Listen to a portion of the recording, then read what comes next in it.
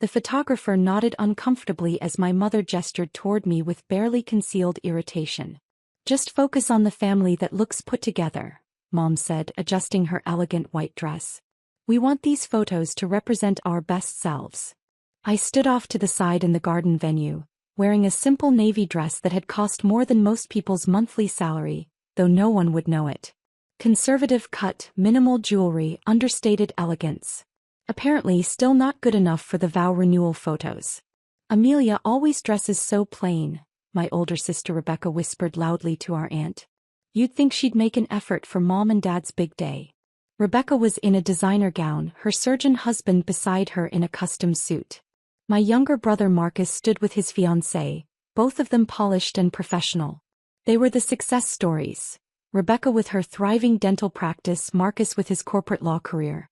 I was the disappointment.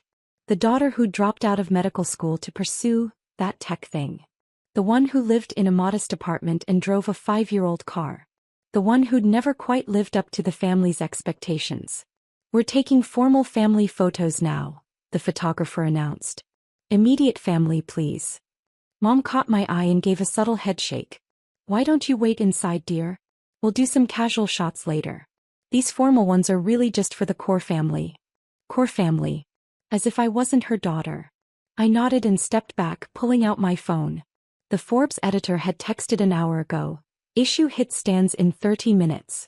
Digital version goes live during your mom's ceremony. Congratulations again, the cover looks incredible. I checked the time. 22 minutes. I'd founded MediMatch 4 years ago at age 26. The platform used AI to connect patients with clinical trials, matching medical conditions with research studies that needed participants. What started as a solution to a personal problem, watching my grandmother struggle to find trials for her rare disease, had grown into something transformative. Last year we'd facilitated over 50,000 trial matches. Pharmaceutical companies and research institutions paid us for access to our matching algorithm. Patients used our platform for free. We'd helped accelerate drug development timelines by an average of 8 months. 3 months ago, we'd closed our Series B funding round, $75 million led by one of Silicon Valley's top venture capital firms. Our valuation was now over $300 million. My stake was 42%. But I didn't talk about it at family gatherings. I'd tried early on. At Thanksgiving 2 years ago, I'd mentioned we'd reached 10,000 users. Mom had said, "That's nice, honey. Rebecca just bought a vacation home. Did you see the photos?" Christmas, I'd explained about the series of funding, $12 million. Dad had nodded absently and asked when I was going to settle down with a real career. At Easter, I tried to discuss the partnership with Johns Hopkins. Marcus had interrupted, "Tech stuff is so complicated. I prefer straightforward work like law." So I'd stopped trying. Let them assume my tech thing was a struggling startup. Let them think I was the unsuccessful daughter because I didn't display wealth the way they expected. Today was different. Today, Forbes was publishing their 30 Under 30 healthcare issue. With my face on the cover. The feature article detailed MediMatch's impact, our funding, our growth trajectory. My CFO had called it the most prestigious publicity we could possibly get. And it was going live in 19 minutes, right in the middle of Mom's vow renewal ceremony. The ceremony began in the garden. My parents stood under a flower-covered arch, recommitting to each other after 35 years of marriage. It was genuinely beautiful. They loved each other, that was never in doubt. They just couldn't see me clearly. I sat in the back row, away from the immediate family section where Rebecca and Marcus sat front and center. Several relatives had given me pitying looks when they'd seen my seat assignment. "Such a shame," I heard one aunt whisper. "Still struggling while her siblings are so successful." The officiant spoke about love, commitment, and family bonds. My parents looked radiant, repeating vows they'd written themselves. My phone buzzed silently. The Forbes editor, "We're live. Already trending on social media. Congratulations, Amelia." I glanced at my phone. The digital cover was stunning. Me in a professional photo, arms crossed, confident smile with the headline, 30 Under 30 Healthcare. How Amelia Chen's MediMatch is revolutionizing clinical trial access. Around me, phones were starting to buzz. Guests were checking devices, scrolling, their expressions changing from polite attention to shock. I watched the realization spread through the crowd like a wave. Someone gasped. Another person whispered urgently to their neighbor. Phones came out everywhere, the soft glow of screens multiplying in the dimming garden light. Rebecca pulled out her phone, scrolled, and went absolutely pale. Marcus saw her expression and checked his own device. His eyes widened. At the altar, Mom and Dad remained focused on their vows, unaware of the disturbance rippling through their guests. Then Rebecca's husband, a surgeon who apparently followed medical news, stood abruptly and said loudly, "Holy shit. Miliachin. Medimatch. That's you." The ceremony stopped mid-vow. Every head turned toward me in the back row. "I'm sorry," Rebecca's husband continued, holding up his phone. "But Amelia Chin just made the Forbes 30 Under 30 cover. Healthcare category. For founding Medimatch, the clinical trial platform that's changing pharmaceutical research. That's this Amelia, right?" Mom's face cycled through confusion, disbelief, and dawning horror. The ceremony dissolved into chaos. Guests crowded around phones reading the Forbes article. The photographer abandoned his position to check his device. The officiant stood awkwardly at the altar, unsure whether to continue. "Amelia Chin, founder and CEO of Medimatch," someone read aloud. 4 years ago, Chin dropped out of medical school to build an AI-powered platform connecting patients with clinical trials. Her company has facilitated over 50,000 matches, partnering with major pharmaceutical companies and research institutions. Recent Series B funding of $75 million values the company at over $300 million. "That can't be right," Mom said faintly. "Amelia's startup is small. She struggles. She lives in that tiny apartment." "The article says she just bought a penthouse downtown," Marcus's fiancée said, scrolling on her phone. "There are photos of the Medimatch headquarters. It's huge. 50 employees." Rebecca stood frozen, her phone shaking in her hand. "There's a video interview. From last month. She's talking about revolutionizing drug development." My phone exploded with notifications. Congratulations from investors, colleagues, former professors. LinkedIn was lighting up. Twitter was buzzing. The Forbes cover had gone viral within minutes. Mom walked down the aisle toward me, Dad following. Both looked shell-shocked. "Amelia," Mom said carefully. "Is this true? You're on the Forbes 30 Under 30 cover." "Yes." "And your company is worth $300 million? That's the current valuation, yes. But you said you had a startup. You never said it was successful.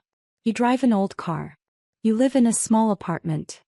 "I lived in a small apartment," I corrected gently. "I moved to a penthouse last month. And I drive a practical car because I prefer reliable to flashy. Success doesn't require performance, Mom." Dad stared at his phone, reading the Forbes article. "You've raised $87 million in total funding. You have partnerships with Pfizer, Merck, Johnson & Johnson. Top pharmaceutical companies." "Yes. Why didn't you tell us?" Mom's voice cracked. "Why did you let us think you were struggling? I tried to tell you. Repeatedly. You weren't interested. Every time I mentioned Medimatch, you changed the subject or minimized it. So I stopped trying." Rebecca approached, tears streaming down her face. "The article mentions you dropped out of medical school. We thought you'd failed. We've been pitying you for 4 years." "I didn't fail. I left to build something I believed in. There's a difference." "But why didn't you correct us?" Marcus demanded. "Why let us think you were unsuccessful?" "Because you'd already decided I was unsuccessful," I said quietly. "You measured success by conventional metrics, stable careers, expensive displays, traditional paths. I was building something unconventional. You couldn't see its value because you weren't willing to look." Mom sank into a chair, her vow renewal forgotten.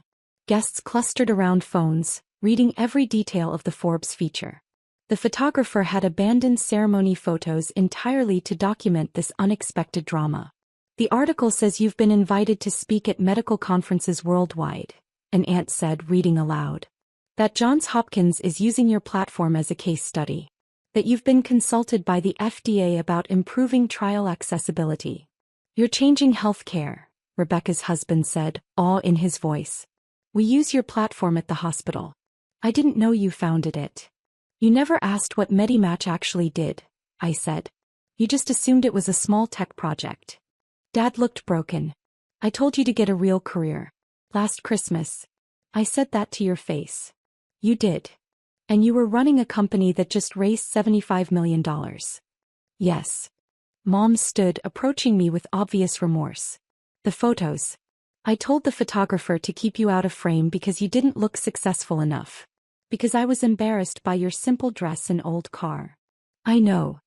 But you're the most successful one here, she said, her voice barely a whisper. Aren't you? More successful than Rebecca's dental practice.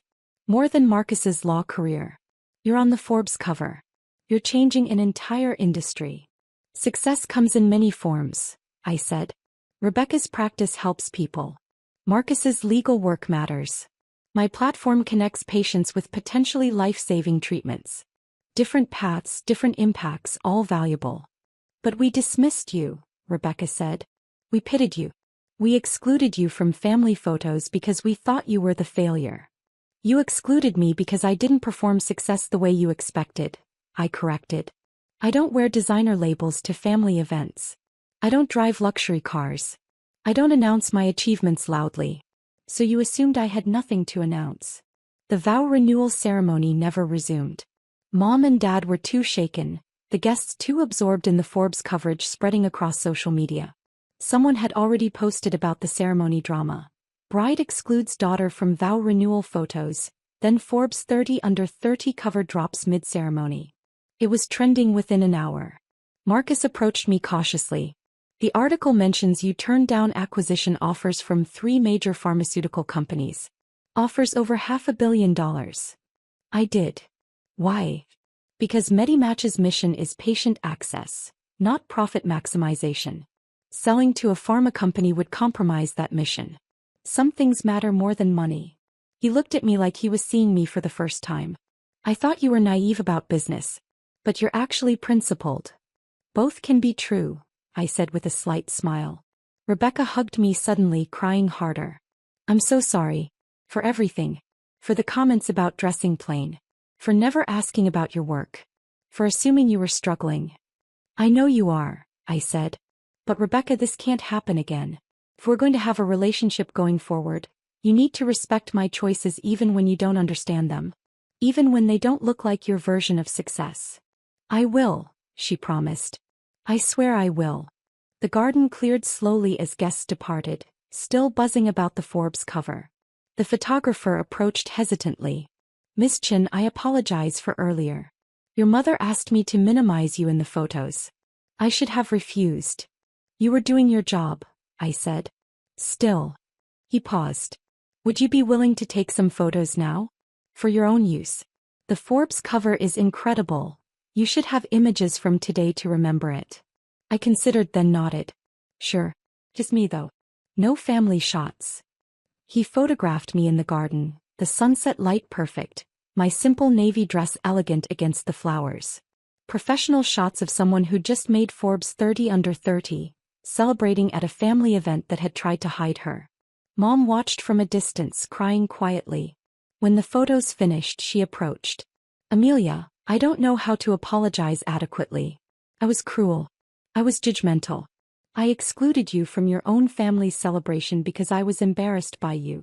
Why were you embarrassed? I asked. Because you didn't look successful by my standards. Designer clothes, luxury cars, flashy displays.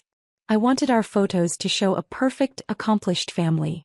And I thought you diminished that image. But I am accomplished, I said. More than you realized. You just couldn't see it.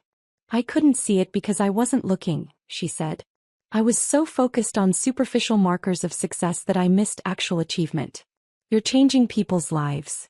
You're revolutionizing healthcare access. And I wanted to keep you out of photos. Yes, I agreed. You did. Can you forgive me? I looked at my mother, this woman who'd raised me, who loved me, but who'd hurt me deeply by valuing appearance over substance. Eventually, I said. But Mom, things need to change. Not just with you, with the whole family. You need to recognize that success isn't one size fits all. That meaningful work doesn't always come with flashy displays. That your children have different strengths and different paths. I will change, she said. Starting now. Please give me the chance. 2 weeks later, Mom called to ask if she could attend my keynote speech at the Medical Innovation Summit. I want to understand your work, she said. Really understand it. He came bringing Dad, Rebecca and Marcus. They sat in the front row as I presented Medimatch's impact data, our future roadmap, our mission to democratize trial access. Afterward, Dad hugged me tightly. I'm proud of you. I should have said that years ago. You should have, I agreed. But you're saying it now. That counts. The Forbes cover had been framed and hung in their living room, prominently displayed, impossible to miss. Mom had apparently spent the past 2 weeks telling everyone about her daughter, the Forbes 30 Under 30 honoree, the healthcare innovator, the CEO. Making up for lost time. 6 months later, at a family dinner, Rebecca's daughter asked what I did for work. Before I could answer, Mom jumped in.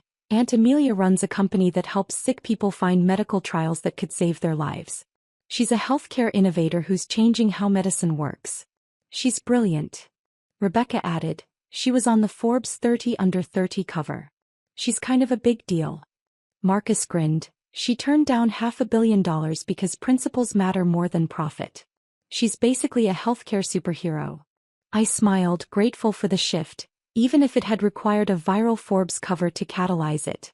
I run a company called Medimatch, I told my niece. We help connect patients with clinical trials. It's important work that matters to me. That's so cool, she said. Can I work there when I grow up? Absolutely, I said. If you're interested in healthcare and technology, there will always be a place for you. After dinner, Mom pulled me aside. Thank you for giving us another chance. For not walking away when we excluded you. You're my family, I said simply. That doesn't change even when things are difficult. The Vow Renewal photos, she said quietly. They're beautiful. But my favorite photo from that day is the one the photographer took of you afterward. Just you in your simple dress in the garden at sunset. You look confident, successful. Exactly like someone who belongs on the Forbes cover. She paused. I'm sorry I couldn't see that before the cover dropped. I should have seen it all along. You see it now, I said. That's what matters. The unsuccessful daughter had never been unsuccessful at all. I'd just been building success in a language my family didn't speak yet. But they were learning. And finally the photos told the truth. I belonged in the frame all along.